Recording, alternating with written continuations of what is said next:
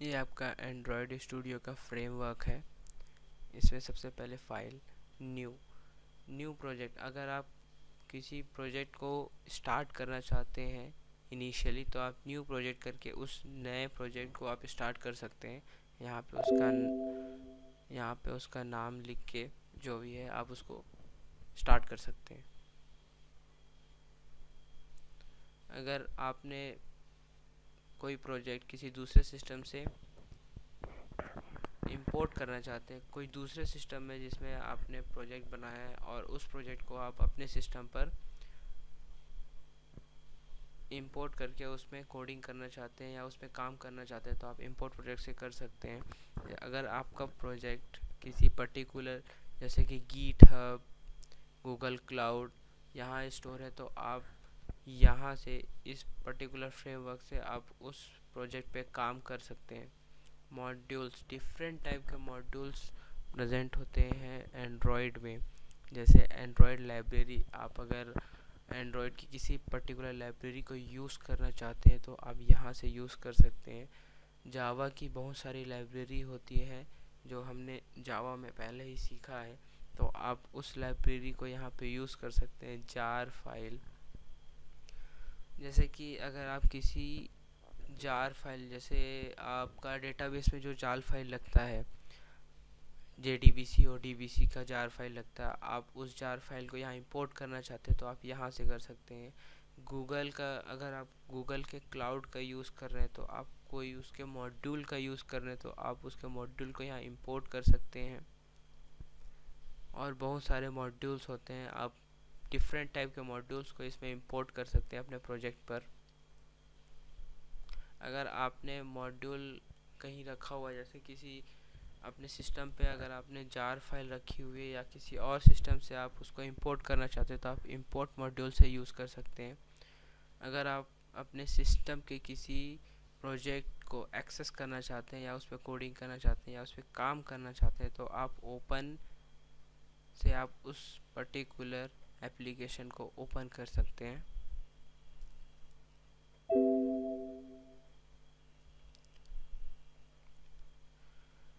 Open recent, अगर आपने कोई प्रोजेक्ट को रिसेंटली यूज़ किया है या उस पर काम किया या उस पर कोडिंग किया या आपने उसको ओपन किया है, तो यह ओपन रिसेंट उस सारे प्रोजेक्ट का आपको नाम शो करेगा कि आपने इस पर्टिकुलर प्रोजेक्ट को ओपन किया है, रिसेंटली ओपन किया है। कोर्स प्रोजेक्ट, जैसे कि हम यहाँ पे देख रहे हैं कि हमारे पास 3 प्रोजेक्ट कॉन्करेंटली ओपनड है। अगर आप किसी पर्टिकुलर प्रोजेक्ट के फ्रेम या स्क्रीन को क्लोज करना चाहते हैं तो आप अगर क्लोज से करेंगे तो आपका जो वो पर्टिकुलर स्क्रीन है वो क्लोज हो जाएगा। देख लीजिए। अगर आप अपने एंड्रॉयड स्टूडियो की सेटिंग पे कुछ चेंजेस करना चाहते हैं, जैसे कि आप एंड्रॉयड SDK का पाथ चेंज करना चाहते हैं तो आप यहाँ से कर सकते हैं। आप SDK के टूल्स को यहाँ से देख सकते हैं कि आपके SDK में कितने टाइप के टूल्स इंस्टॉल्ड हैं। अगर आप किसी साइट से अपने SDK को टूल्स को अपडेट करना चाहते हैं तो आप यहाँ पे उसको ऐड कर सकते हैं। बेसिकली ये पूरे आपके एंड्रॉयड स्टूडियो के टूल्स हैं जहाँ से आप एंड्रॉयड स्टूडियो को ऑपरेट कर सकते हैं कि वो कैसा शो हो आपको, वो कैसे वर्क करे, कितना इफ़िशिएंट वर्क करे, आप यहाँ से उसकी पूरी सेटिंग कर सकते हैं।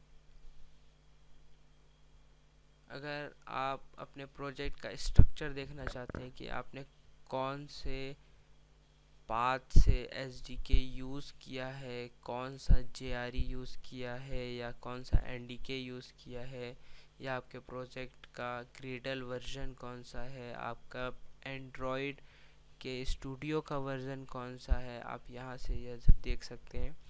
अगर आपने देखा होगा कि किसी एप्लीकेशन में हम जब उसको ओपन करते हैं तो वहाँ पे कई एड्स आते हैं, तो आप अगर अपने प्रोजेक्ट पे या अपने एप्लीकेशन पे या अपने APK फाइल पे कोई ऐड करना चाहते हैं कि आप जब आपका एप्लीकेशन ओपन हो तो वो ऐड शो हो, तो आप यहाँ से उसको ऐड कर सकते हैं। ऑथेंटिकेट, अगर आप गूगल के थ्रू साइन इन कराना चाहते हैं या आपने कोई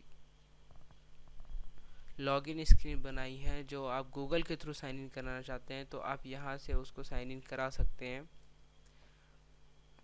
ये आपके ऐप का SDK वर्जन बता रहे हैं कि आपका जो लेटेस्ट है, जैसे कि यहाँ पे हमने API 25 यूज़ किया है और उसका एंड्रॉयड वर्जन है 7.1.1 नॉगॉट।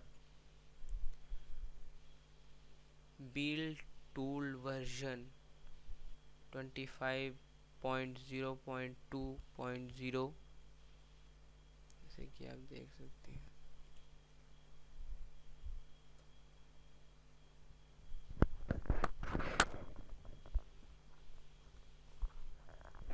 25.0.0 यहाँ पे आप देख सकते हैं कि एंड्रॉयड का जो भी है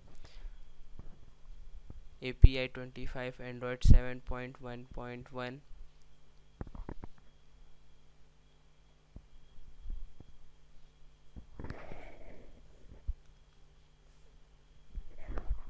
अगर आपके प्रोजेक्ट में कोई डिपेंडेंसीज है, जैसे कि आपका प्रोजेक्ट यहाँ पे देख सकते हैं आप, आपका प्रोजेक्ट ऐप कॉम्पैक्ट 25.1.1 पे डिपेंडेंट है जो आपके एज अ लाइब्रेरी यूज़ हो रहा है, आपके कंपाइलेशन में उसकी ज़रूरत है, तो वो आप यहाँ से देख सकते हैं कि आपका प्रोजेक्ट में किस टाइप के लाइब्रेरीज डिपेंडेंसी प्रेजेंट है।